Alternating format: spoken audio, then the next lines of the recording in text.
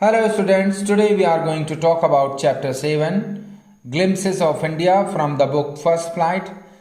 Dear students, this chapter has three parts.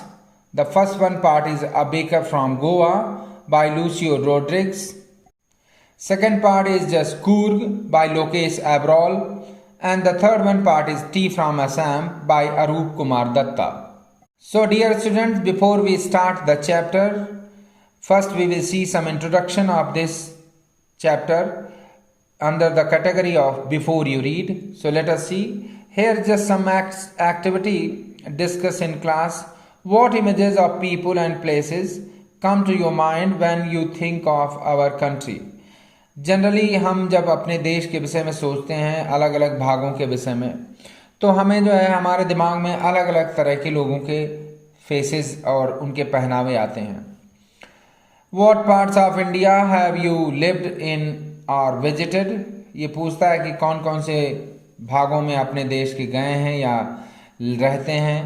Can you name some popular tourist destination? क्या कुछ popular destination बहुत सारे हैं, जैसे राजस्थान है, राजस्थान में उदयगढ़, अजमेर, जयपुर, उदयपुर, बहुत सारी जगह हैं. Okay students, let us see the first part of this chapter, A Baker from Goa. This is a pen portrait of a traditional Goan villager baker who still has an important place in his society. इस lesson में ये बताया गया कि एक traditional baker जो गोवा का है, जिसका अभी भी समाज में महत्वपूर्ण स्थान है, यानी लोगों के दिलों में आज भी उसके लिए जगह है और उसके काम के लिए. Our elders are often heard reminiscing nostalgically about those good old Portuguese days. यहाँ पर ये नरेटर कर रहा है कि हमारे जो बड़े बूढ़े लोग हैं, अक्सर उनको सुना जा सकता है पुराने दिनों को याद करते हुए, जब पोर्तुगीज शासन था गोवा में. यहाँ एक वर्ड आया रेमिनिसिंग नॉस्टैल्जिकली. नॉस्टैल्जिकली का मतलब होता है जैसे when you have a feeling that makes you feel that the past was better than the present one. यानी भूतकाल जो है, यानी पुराने ज़माने में चीज़ें ज़्यादा अच्छी हुआ करती थी, यानी लोग ज़्यादा खुश थे बजाय आज के. रेमिनिसिंग का मतलब हो गया यहाँ पर याद करने से है, यानी कि वो जो इमेजेस दिमाग में आ रही हैं पुराने दिनों की, तो वो हो गया reminiscing nostalgically. The Portuguese and their famous loaves of bread, यानी वो याद करते हैं कि पुर्तगाली लोग जो थे गोवा में और उनकी फेमस यानी प्रसिद्ध लोव्स ऑफ ब्रेड, यानी जो ब्रेड, यानी आज जो हम उनको बंद बोलते हैं, बड़े बड़े गोल गोल ब्रेड होते हैं, तो वो जो है बहुत फेमस थी गोवा में. Those eaters of loaves might have vanished. वो नरेटर बताता है कि वो जो लोव्स यानी बंद खाने वाले लोग, हो सकता है गायब हो गए हों या ज़्यादा ये समाज में बंद ज़्यादा लोग न पसंद करते हों. But the makers are still there. लेकिन वो बताता है कि बनाने वाले, जो बंद बनाने वाली, वो अभी भी समाज में हैं. We still have amongst us the mixers. वो बताता है कि अभी भी जो बंद बनाने की जो मशीनें होती थीं, अभी भी उनके समाज में यानी घरों में दिखाई पड़ती हैं, जैसे कि मिक्सर्स हो गया, द मोल्डर्स यानी आटा गूंदने वाली machine, and those who bake the loaves, और वो भट्टियाँ जहाँ पर लोव्स सेंकी जाती थी, यानी वो बंद सेका जाता था, यानी उसको गरम भट्टी में रख करके पकाया जाता था. Those age old time tested furnaces still exist. वो बताता है कि एज ओल्ड यानी बरसों पुरानी जो भट्टियां हैं, टाइम टेस्टेड यानी समय के साथ वो अभी भी काम कर रही हैं, अभी भी देखी जा सकती हैं लोगों के घरों में. The fire in the furnaces has not yet been extinguished. Narrator बताता है कि जो भट्टियों की आग है वो अभी भी बुझी नहीं है, यानी बरसों से जो है लोग वो भट्टियां जल रही हैं और उनमें बंद यानी रोटियां जो सेंकी जा रही हैं और अभी वो बुझी नहीं है, यानी एक्सटिंग्विश्ड का मतलब होता है बुझना. द थर्ड and the jingle of the traditional bakers bamboo. Narrator बताता है कि जो थर्ड, वो धम धम की आवाज़ होती है, और जिंगलिंग यानी झन झन की जो बेकर्स की बम्बू की आवाज़, जो बांस का बम्बू लेकर के वो चलता था लोगों को अट्रैक्ट करने के लिए. Heralding his arrival in the morning, यानी जो जिससे पता चल जाता था कि अब वो जो है बेकर आ रहा है अपनी बंद बेचने के लिए, यानी बड़ी बड़ी ब्रेड। वो जो बम्बू है वो उससे पता चल जाता, जब वो फट फट की आवाज़ निकालता था तो लोगों को पता चल जाता था कि बेकर आ रहा है। Can still be heard in some places, narrator बताता कि अभी भी वो धम धम और झां झां की आवाज़ जो है अभी भी कुछ जगहों पर सुनी जा सकती है। May be the father is not alive, narrator बताता है कि हो सकता है जो बेकर हैं उनके पिता जो रोटी बनाते थे यानी बन, वो अभी ना हो जिंदा। But the son still carries on the family profession, लेकिन जो बेटा है बेकर्स का वो अभी भी फैमिली बिजनेस को चला रहा है। These bakers are even today known as pader in Goa, और नरेटर बताता है कि ये जो बेकर हैं इनका गोवा में एक लोकल नाम है जिसका जो पैडर कहलाता है, यानी गोवा में ये बेकर्स पैडर के नाम से अभी भी फेमस हैं। During our childhood in Goa, narrator tells that कि उसके बचपन में गोवा में the baker used to be our friend, baker जो है उनका दोस्त हुआ करता था। कंपेनियन यानी साथी, और गाइड यानी उनको सलाह भी देता था, क्योंकि ये लोग जो है रोज़ घरों में जाते थे तो लोग जो है इनसे हिल मिल जाते थे, यानी अपने सुख दुख की बातें किया करते थे, एक दूसरे से सलाह लेते थे, क्योंकि यह रोज़ का काम हुआ करता था। He used to come at least twice a day, वो दिन में 2 बार आता था baker. Once when he set out in the morning, जब वो सुबह अपना रोटी बेचने के लिए निकलता था, बंद बेचने के लिए, on his selling round, and then again when he returned after emptying his huge basket, और बेचने के बाद फिर वो जो है एक बार उसी रास्ते से लौटता था, उसकी बड़ी सी जो टोकरी होती थी जिसमें बंद रख करके वो ले जाता था, जब वो खाली हो जाती तो फिर वापस आता था। The jingling third of his bamboos, जो झाँ झाँ के और धम धम की उसके बम्बू यानी बांस की आवाज़ जो है वो अस अप, वो बच्चों को जगा देती थी फ्रॉम स्लीप, नींद से। And we ran to meet and greet him, और सारे बच्चे जो है खुशी से उससे मिलने के लिए और उसका स्वागत करने के लिए दौड़े आते थे गलियों में। Why was is it so, narrator आश्चर्य करता कि ऐसा क्यों था। Was it for the love of the loaf, क्या बच्चों को लोफ यानी बंद जो है पसंद था, इस वजह से दौड़े आते थे। नॉट एट ऑल, तो वो कहता है नहीं ऐसा नहीं था। द लोफ्स वर बॉट बाय सम पेस्किंस और बेस्टिन्स, तो वो बताता है कि लोफ्स यानी वो जो बंद है सब लोग नहीं करते थे, वो केवल कुछ पेस्टिन्स और बेस्टिन्स खरीदते थे। The maid servant of the house, और जो घरों की नौकरानियां होती थी उनके लिए वो बंद खरीदे जाते थे। What we longed for, जिन चीज़ों के लिए परेशान रहते थे, यानी बेकर्स के पास जो चीज़ें थी और जो उनको आकर्षित करती थी। यहाँ लॉन्ग्ड का मतलब होता है व्यग्र होना, किसी चीज़ को पाने के लिए उतावला होना। तो what we longed for were those bread bangles, तो वो बताता है कि वो बेकर जो है ब्रेड बैंगल्स भी बना करके लाता था, बच्चे उनको पसंद करते थे और उन्हीं के लिए वो दौड़े दौड़े आया करते थे रोज़ सुबह। विच वी चोज केयरफुली, जो उनको बच्चे ध्यान से उनको चुनते थे, अपनी उंगलियों में पहन लिया करते थे। Sometimes it was sweet bread of special make, और कभी कभी जो ये ब्रेड बैंगल्स होती थी वो स्पेशल तरीके से मीठी आटे की बनाई जाती थी।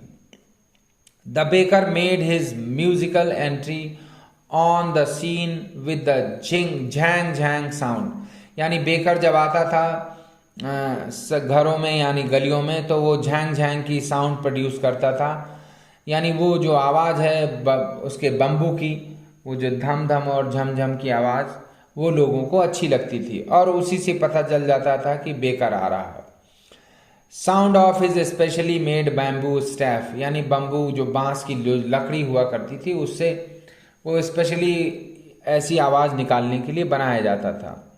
One hand supported the basket on his head, एक हाथ से वो अपने सर पर जो टोकरी रखी होती थी बेकर के सर पर उसको संभाले रहता था। And the other banged the bamboos, और दूसरे हाथ में वो बांस लिए फटफट की आवाज़ करता था जिससे कि लोगों को पता चल जाए। ऑन द ग्राउंड, जमीन पर। We would greet the lady of the house with good morning, he would greet, यानी जो बेकर है वो घर की जो मालकिन होती थी उनको गुड मॉर्निंग करके विश करता था। And then place his basket on the vertical bamboo, और फिर वो जो बम्बू जो साथ में लिया रहता था उस पर वो अपनी बास्केट रख देता था। We kids would be pushed aside with a mild rebuke, हम बच्चों को थोड़ा सा डांट के जो है दूर हटा दिया जाता था। रिब्यूक मीन्स होता है डांटना। And the loaves would be delivered to the servants, और जो बंद होते थे वो नौकरों को दे दिए जाते थे बेकर से खरीद कर। But we would not give up, लेकिन बच्चे वहां से हटते नहीं थे, यानी हार मानने को तैयार नहीं होते थे। We would climb a bench और the parapet and peep into the basket, यानी बच्चे भी जो है वो किसी बेंच में चढ़ जाते या जो है चबूतरा जो बना होता था उस पर चढ़ जाते थे और उसके बेकर्स के बास्केट में झांकते रहते थे। समहाउ, किसी भी तरीके से कोशिश करते थे झांकने की कि क्या अंदर है। I can still recall the typical fragrance of those lobes, narrator बताता है कि अभी भी वो जो है भीनी सौंधी सी सुगंध जो है उसको अभी भी याद आती है ब्रेड बंद की जो बेकर्स लाता था सुबह सुबह। टिपिकल का मतलब देशी से है, यहाँ पर देशी सुगंध जो आती थी लोब्स से। Lobes for the elders and the bangles for the children, यानी लोब्स जो है बड़े लोगों के लिए होती थी और बैंगल्स जो है वो चिल्ड्रन के लिए।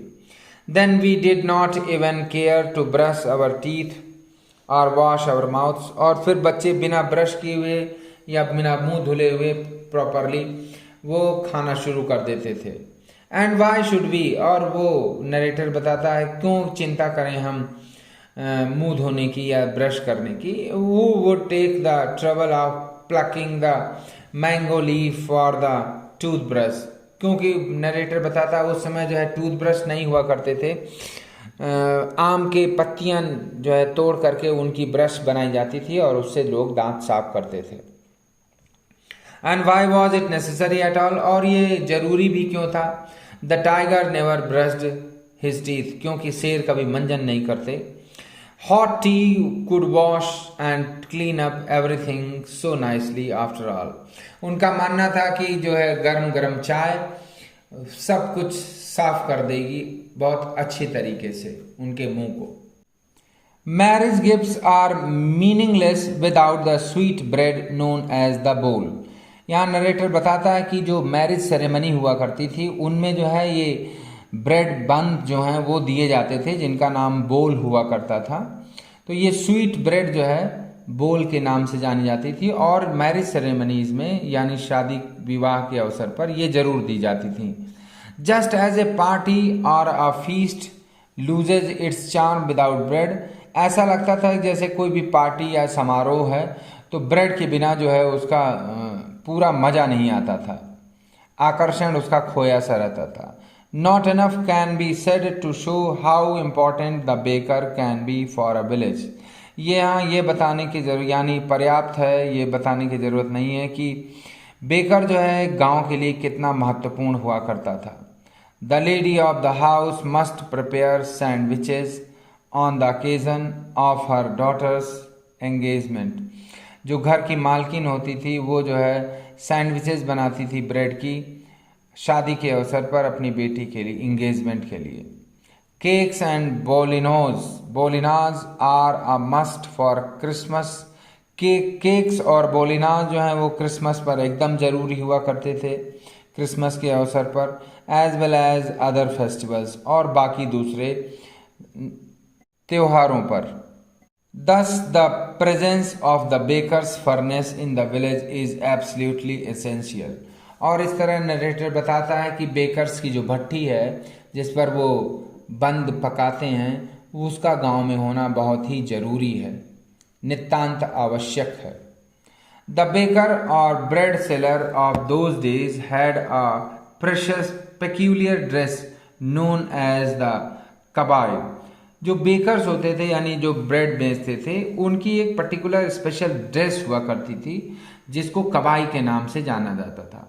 It was a single piece long frock reaching down to the knees, ये एक बहुत सी लंबी सी फ्रॉक हुआ करती थी जो घुटने तक लंबी रहती थी। In our childhood we saw bakers wearing a shirt, हमने अपने बचपन में बेकर्स को शर्ट पहने हुए देखा था। एंड ट्राउजर्स और पैंट विच वर शॉर्टर देन फुल लेंथ, जो कि पूरी पैंट जो यानी पूरे पैंट यानी नीचे तक टखने तक नहीं हुआ करती थी, वो छोटी हुआ करती थी, जैसे आजकल जो है शॉर्ट्स पहनते हैं बच्चे उस तरह की। Once and longer than half pants, यानी हाफ पैंट से थोड़ा लंबी और फुल पैंट से थोड़ी छोटी। Even today anyone who wears a half pant which reaches our just below the knees invites the comment that he is dressed like a pedder। आज भी जो है अगर कोई उस तरह की पैंट पहनता है जो घुटनों से थोड़ा नीचे चली जाए तो लोग उसको पैडर के नाम से बुलाते हैं, यानी उसको कहते हैं कि देखो ये पैडर आ गया है। The baker usually collected his bills at the end of the month, baker जो ब्रेड बेचते थे रोज, वो अपना मतलब ब्रेड के जो पैसे हैं वो महीने के अंत में इकट्ठा किया करते थे। Monthly accounts used to be recorded on some wall और इन पेंसिल, और ये जो अकाउंट है कि आज ब्रेड खरीदी गई या नहीं खरीदी गई, यानी महीने में कितने ब्रेड खरीदी गई, ये सारा जो है अकाउंट जो है वो दीवारों पर पेंसिल से लिखा जाता था। Baking was indeed a profitable profession in दो ओल्ड डेज, बेकिंग यानी ब्रेड बनाना जो है वो निश्चित रूप से एक फायदेमंद सौदा यानी बिजनेस हुआ करता था पुराने दिनों में। The baker and his family never starved, यानी बेकर और उसके परिवार जो है कभी भूखों नहीं मरता था। He his family and his servants always looked happy and prosperous, यानी बेकर, उसका परिवार और उसके जो नौकर थे, हेल्प करने वाले, मदद करने वाले, वो सब हमेशा खुश और पैसे वाले दिखते थे, यानी उनको पैसे की कोई कमी नहीं महसूस होती थी। देयर प्लम्प फिजिक, यानी वो जो मोटे तंदुरुस्त, प्लम्प का मतलब होता है फेयरली फैट, तो वो मोटे तगड़े जो तंदुरुस्त दिखते थे। Was an open testimony to this, यानी उसको देख कर लगता था उनके मोटे तगड़े शरीर को कि वो खाते पीते घर के हैं, उनको पैसे की कोई दिक्कत नहीं है। टेस्टिमनी का मतलब होता है प्रूफ, एविडेंस, यानी बेकर्स का खाता मोटा शरीर जो है ये दिखाता था कि वो अच्छे पैसे कमाते हैं और सुखी हैं अपने बिजनेस में। Even today any person with a jack fruit like physical appearance is easily compare to a baker, आज भी जो है अगर किसी का पेट जो है थोड़ा सा निकला हुआ है कटहल की तरह, तो उसको जो है बेकर के नाम से बुलाया जाता है, यानी उसको कहा जाता है ये बेकर की तरह दिख रहे हैं। Students, this was the clear explanation of the chapter, means first part of this chapter. I hope you must have got a clear cut idea. Thank you.